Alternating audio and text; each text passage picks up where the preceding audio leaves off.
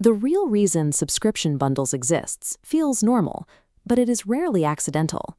Beneath the surface lies a specific architecture that dictates how we spend and why we stay. Most of us view these services as rational tools for organizing our digital habits and keeping our monthly costs low. We assume that bundling shipping, streaming, and groceries is a pathway to saving money. However, the modern subscription economy thrives on a widening cognitive gap, a disconnect between our perceived spending and the actual capital leaving our accounts. We estimate our monthly subscriptions at under $100, but the true average is $219. Mega bundles exploit this. By advertising over $1,000 in benefits, they create a 7.2-to-1 value ratio, blinding us to the actual cost. This engineered strategic frame bypasses rational financial evaluation, presenting a value proposition designed to feel too good to refuse.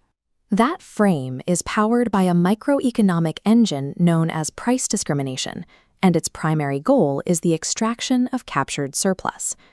Traditional single-item pricing is limited. If a seller charges $10 for a product, they lose every customer who values it at $9 and fail to capture the extra revenue from the customer who would have paid $15. Bundling uses mathematics to group products and smooth out individual preferences. Customer A highly values music streaming but not fast shipping, while customer B is the opposite. By combining services, the firm captures revenue from both users, converting mismatched preferences into captured corporate revenue. Companies reinforce this through mixed bundling. While standalone options remain, their prices are often aggressively inflated to act as decoys. This strategy is an established academic and legal reality. It relies on the intertemporal bundling shown here, exploiting our tendency to underestimate the long-term switching costs of these services. The standalone option functions as an architectural trap, making the decision to opt out of the bundle feel financially illogical.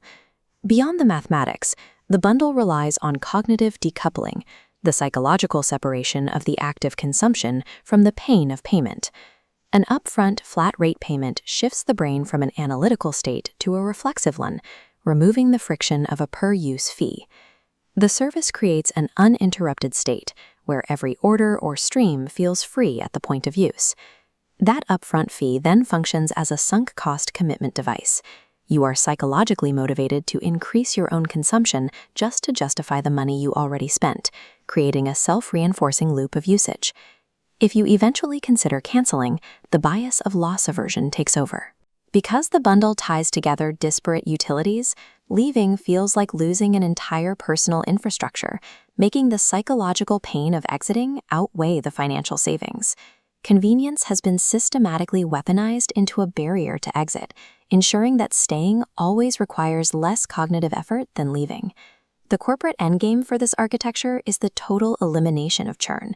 By transforming casual users into entrenched subscribers, companies guarantee the predictable recurring revenue that dictates their market valuation. This model is fundamentally altering macroeconomic behavior in urban environments.